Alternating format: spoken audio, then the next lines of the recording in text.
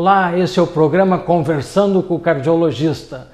O assunto de hoje é um assunto que tem preocupado a comunidade de Santa Maria e região, meningite.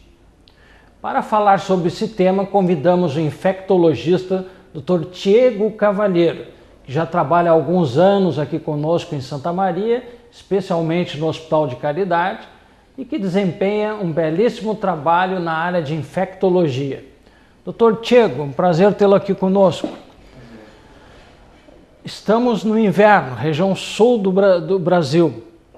O pessoal, para se proteger do frio, se reúne dentro das salas, ambiente fechado, janela fechada, tem mais acúmulo de pessoas, né, mais conglomerados, e há uma troca maior de micro-organismos.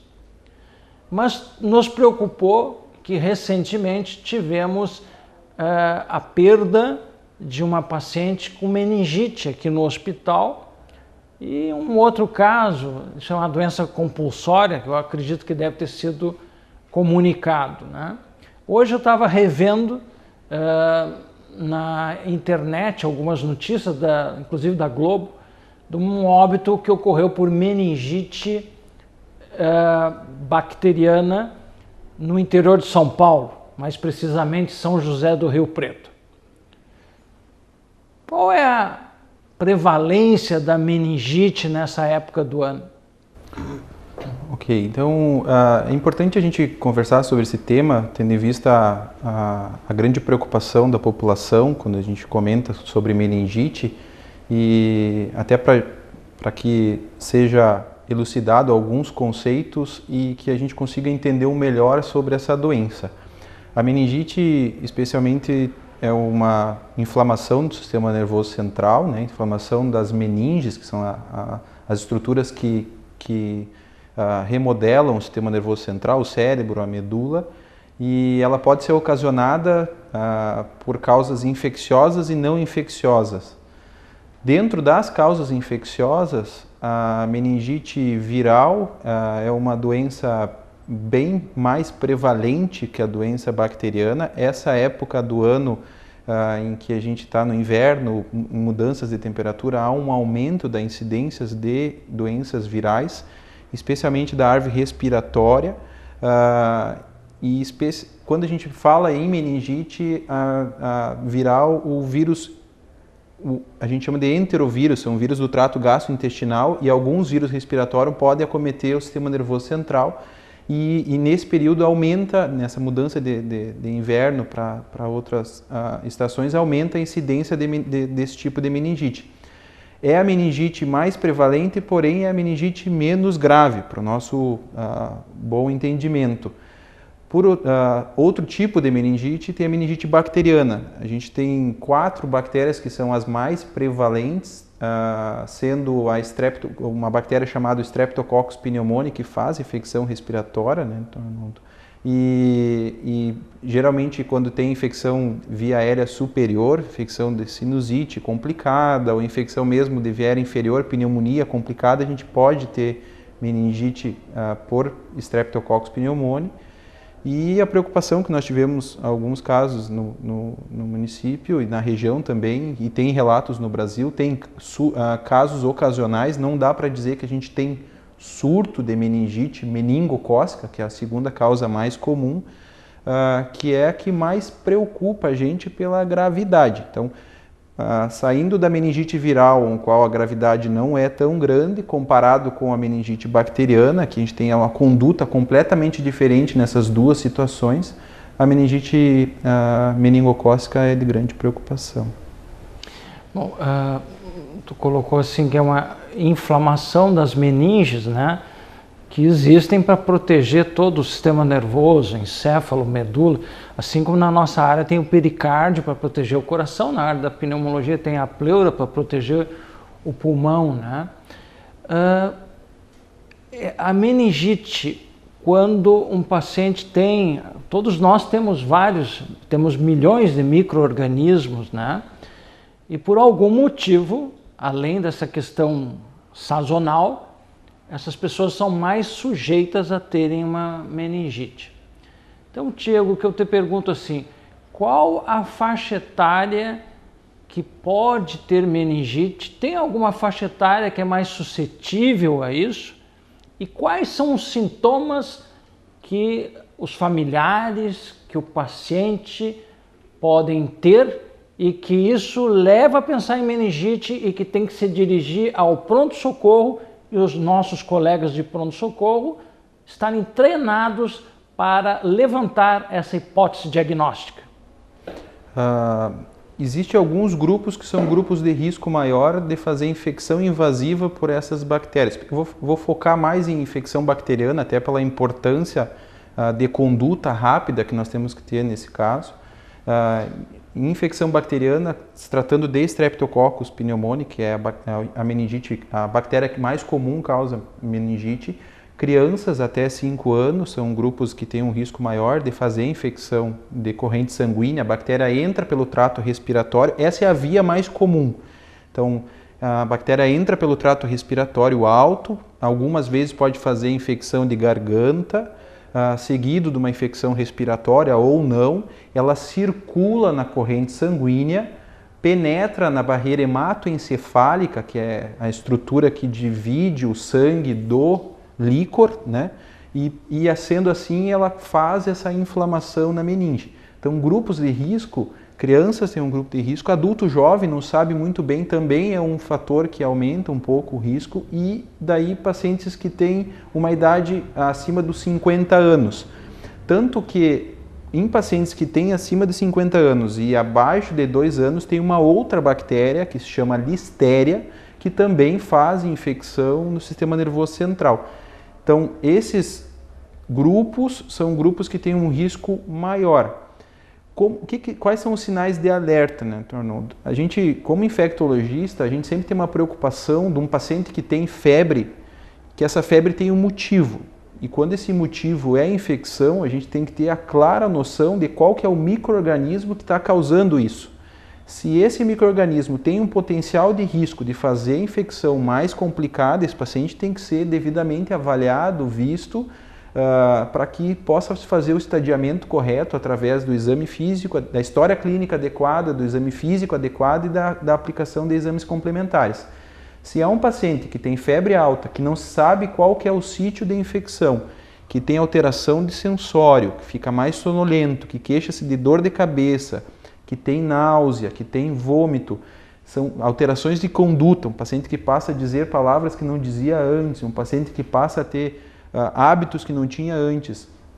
Esse é o paciente que pode estar sendo acometido por uma infecção do sistema nervoso central, sendo meningite uma delas, e esse é o paciente que tem que procurar atendimento médico na emergência, e são sinais de alerta que o plantonista ou o médico da sua confiança vai ter a impressão devida da possibilidade da doença no sistema nervoso central. Num determinado momento as coisas até podem ficar, cefaleia não ficar bem clara, né?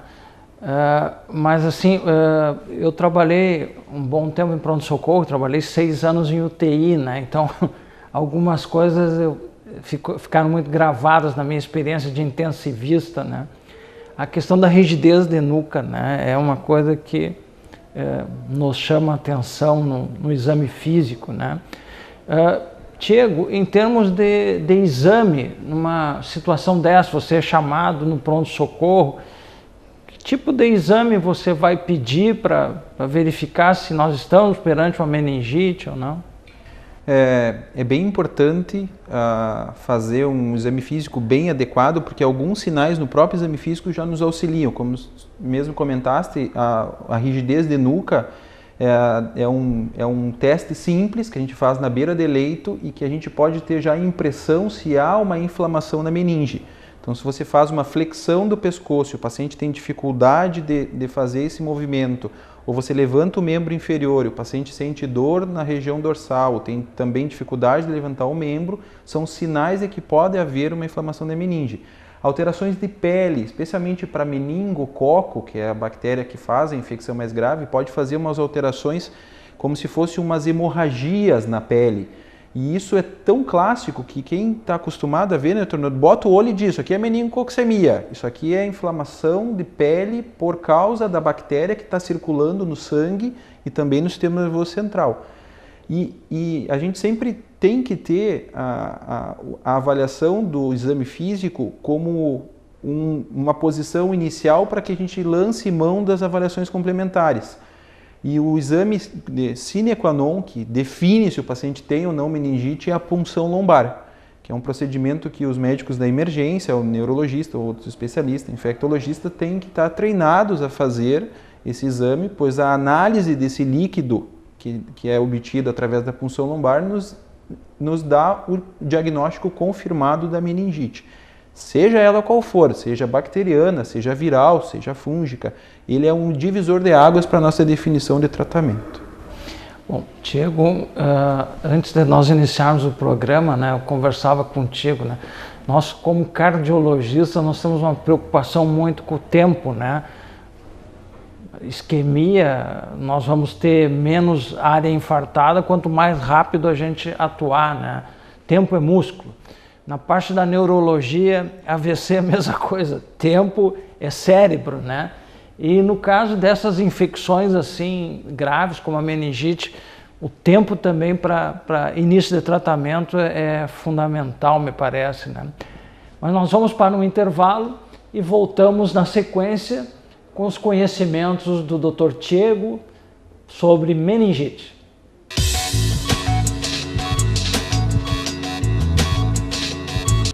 O seu coração é parte vital do seu corpo e deve ser cuidado com muita atenção.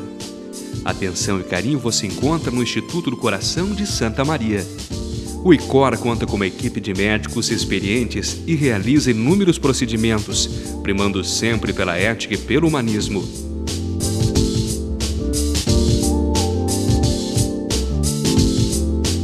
ICOR, uma paixão pela cardiologia.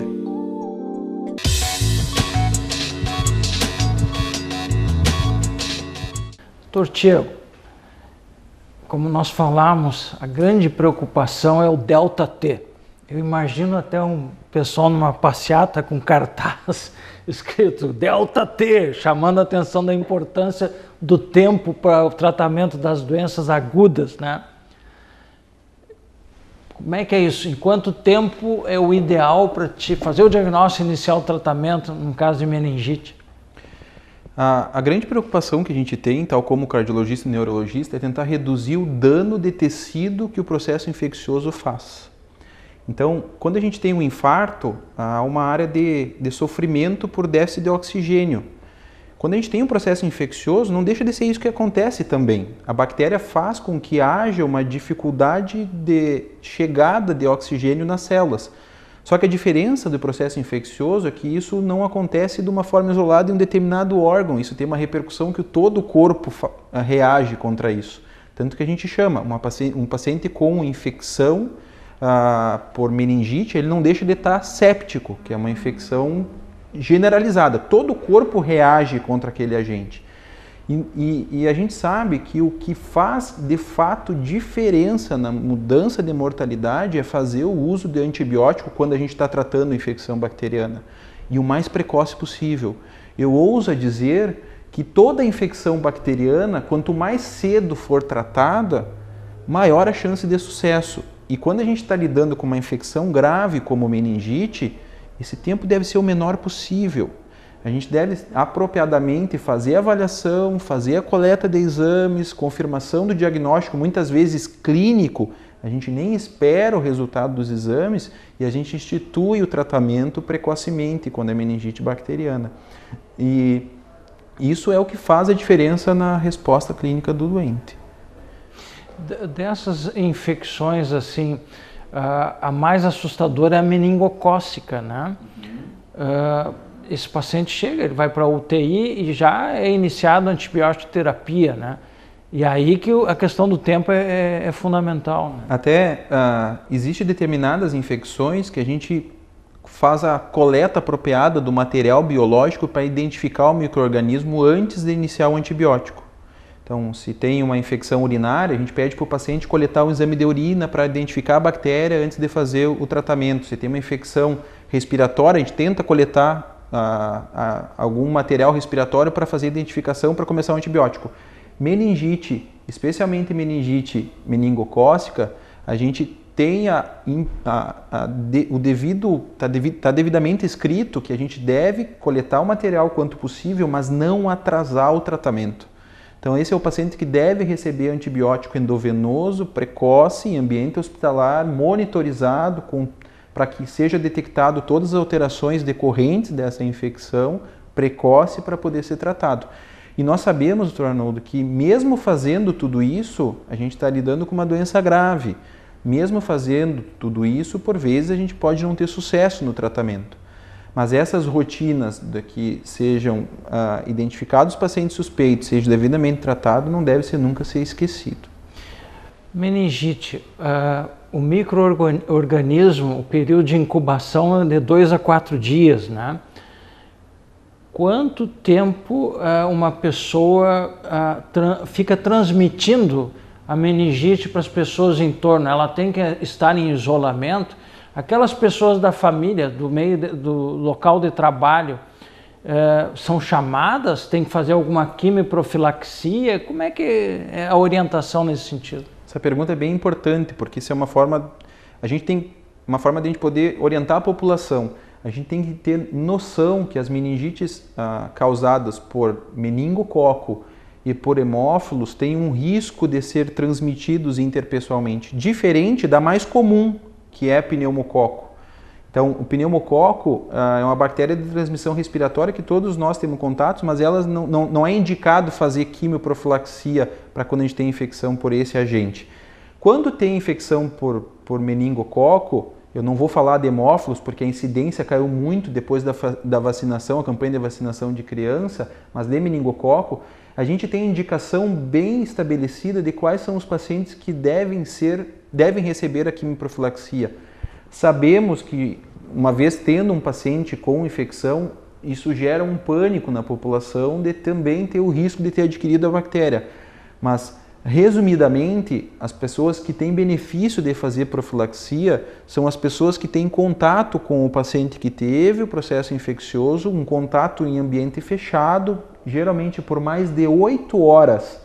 E também os profissionais de saúde em que fazem procedimento invasivo, como intubação, como coleta de material respiratório. Então, esses pacientes têm benefício de fazer profilaxia. Os outros não. Então, familiares que viram o paciente somente 15 minutos, não tem risco. Colegas de trabalho que não vivem em ambiente fechado, não ficam em tempo mais do que 8 horas, não tem indicação de fazer profilaxia. É bom haver a procura do atendimento médico para orientação devida em relação a isso. A infecção ela é transmitida quase sempre por via aérea, né? Por gotículas, por tosse e tal. Copos, talheres, pratos, toalhas, como na hepatite, tem que haver o mesmo cuidado? O cuidado de toda doença que é transmitida por via respiratória, seja por gotícula, por aerosol, sempre é bom a gente manter o cuidado. Então, a gente aprendeu isso muito com gripe. Então, a transmissão por gotículas da gripe, ela também ela é uma doença que pelo aumento da incidência de casos nos últimos 5 anos, vamos dizer assim, a gente aprendeu que tem que ter etiqueta respiratória. Quem está com síndrome respiratória, com síndrome febril, deve ter o cuidado para não ter, não tossir sem devida proteção, não usar material de uso comum, tentar usar o mais pessoal. Isso são medidas de cuidado que deve ser instituído para todas as situações de infecção com risco de transmissão. A meningite deixa sequelas? A meningite bacteriana, novamente, eu não estou comentando sobre meningite viral e nem sobre meningite fúngica. A meningite bacteriana pode deixar sequelas, sim, principalmente quando a gente faz um diagnóstico tardio ou quando há complicação, como o abscesso cerebral decorrente da meningite, onde tu pode ter um dano do tecido neurológico a ponto de que a gente tenha repercussão neurológica. Então, repercussão motora, dificuldade para movimentação. principalmente dificuldade de raciocínio, alteração de conduta. Então isso pode acontecer após a meningite, sim. Aí a importância, né, Tio, como quase tudo hoje na área da saúde, é o atendimento multidisciplinar, né? Então é o pessoal do pronto-socorro, é o infectologista, o neurologista que tem que acompanhar, o intensivista, né? Então o pessoal da enfermagem tem que estar treinado, né? Fisioterapeuta e assim por diante, né? Então hoje nós temos uma ideia de trabalharmos em equipe na área de saúde, né? Com responsabilidade, cada um cooperando para chegar a um denominador comum, né? O que você colocaria em termos assim de que nós poderíamos diminuir esse problema no nosso país? Arnoldo, é uma situação que deve ser discutido amplamente com a população para que haja um conhecimento cada vez maior das situações de doenças infecciosas como de outras doenças, como o senhor comentou. O conhecimento faz com que a gente consiga ter uma redução de casos, porque há uma maior a gente consegue adotar medidas preventivas de forma mais eficaz. Eu sou como crítica pessoal, eu acho que como infectologista a gente tem que implementar que haja uma estrutura de saúde adequada, com informação de saúde adequada, do número de casos que a gente tem, que haja uma vigilância de saúde adequada para que assim, bem estudado, seja adotado medidas preventivas, como vacina. Então, existe vacina para prevenção de meningite, sim, especialmente para meningite meningocócica, também para hemófilos, como eu falei, que está adotado no calendário vacinal, onde reduziu o número de casos, e também para pneumococo. Então tem vacina para pacientes que têm um risco maior de adquirir a doença. E isso são alguns exemplos de medidas que devem ser implementadas e adotadas. Meningite, como tu colocou, né, ela vai atingir determinadas faixas etárias e tem a relação com as defesas do organismo, né, com a imunidade. Nós temos muito aidéticos, né? Como é que isso é complicado, né? Porque é uma porta de entrada. Pode ser meningite pelo próprio HIV e ainda mais com as doenças oportunistas, né? Eu abro mais essa discussão. Acho que a gente está vivendo num momento em que o advento de vários tratamentos estão fazendo com que os nossos pacientes vivam mais. Então, os pacientes HIV, eles têm com portadores de HIV, com o tratamento antirretroviral, eles têm vivido uma longevidade como as pessoas que não têm HIV. Já outras situações crônicas, como doenças reumatológicas, doenças hematológicas, oncológicas, estão, sob efeito de quimioterapia, tendo uma sobrevida maior e também ficando suscetíveis a determinadas infecções que antes não aconteciam. Então, pacientes que têm uma imunidade mais enfraquecida devem estar mais cientes e alertas que eles têm um risco de infecção maior e, consequentemente, essas medidas de prevenção, de vacinas, de orientação de vida devem ser adotadas, devem ser questionadas por seu médico quais são as melhores medidas para que haja prevenção. Tem visto meningite tuberculosa? A incidência de meningite tuberculosa, por boa atitude de tratamento de doenças crônicas como o HIV, tem caído atualmente. Antigamente, quando a gente não tinha tratamento efetivo para o HIV, como as defesas muito enfraquecidas, tinha uma incidência bastante alta de meningite tuberculosa. Hoje a gente tem visto menos. Por outro lado, pacientes sem uso de corticoide ou de outros imunossupressores são pacientes de maior risco. Então, essa monitorização faz parte da vigilância epidemiológica. A partir daí, a gente pode ter uma impressão de quais são as medidas que a gente tem que adotar, seja em um grupo pequeno de pacientes ou a nível populacional, municipal, estadual, enfim, nacional. Então, essas informações são valiosas para a gente. Quanto tempo fica baixado um paciente com meningite não complicada? A meningite viral é um paciente que, por vezes, a gente pode fazer tratamento ambulatorial. O paciente não precisa nem ficar internado. com exceção de herpes, que é uma doença particular, que a gente tem que fazer tratamento com antiviral, as outras, tem pacientes que ficam 2, 3 dias internados. Meningite bacteriana, que evolui bem, a média de tratamento é em torno de 10 a 14 dias. Tem trabalhos falando até que a gente pode fazer menos tempo de tratamento. Coragem ainda nós não temos, mas 10 a 14 dias é o tempo médio. Outras, como listéria, a gente faz até 21 dias. Meningite fúngica, dependendo da situação, são meses de tratamento. Então depende muito de qual micro-organismo. Voltamos ao que falamos no início, tem que ser bem avaliado, identificado qual que é o agente infeccioso e assim é programado todo o tratamento.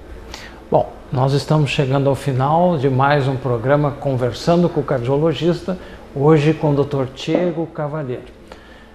Gostaria que você deixasse suas considerações finais para os nossos telespectadores. A minha mensagem final é: sempre eu sugiro para todos os pacientes e para colegas que eu trabalho que o conhecimento na área da saúde é uma maneira da gente ter educação. Educação a gente consegue fazer, estender isso para a cidadania. Então, ter conhecimento na área da saúde, fazer esse tipo de programa, discutir com pessoas do seu convívio sobre assuntos de saúde, sem histeria, sem alucinações de determinados complôs assim, de saúde, sempre são fundamentais. Deve haver conhecimento de situações de qualquer área. Nós, dentro desse programa e como outras oportunidades que a gente tem tido na mídia, a importância do compartilhamento, né, Diego? Então, o médico, a equipe de saúde, e hoje com toda a mídia, que todo mundo tem acesso, que saibam como acontecem, como fazer a prevenção e como são os tratamentos. Então, você discute com a família, você discute com os pacientes. Então, essa integração é muito importante para o tratamento adequado das diferentes doenças, não só nessa, né? Mas estamos chegando ao final de mais um programa. Gostaríamos de agradecer aos telespectadores que têm nos acompanhado dentro desse programa que nós temos prazer de falar, dentro da maravilha que é a medicina.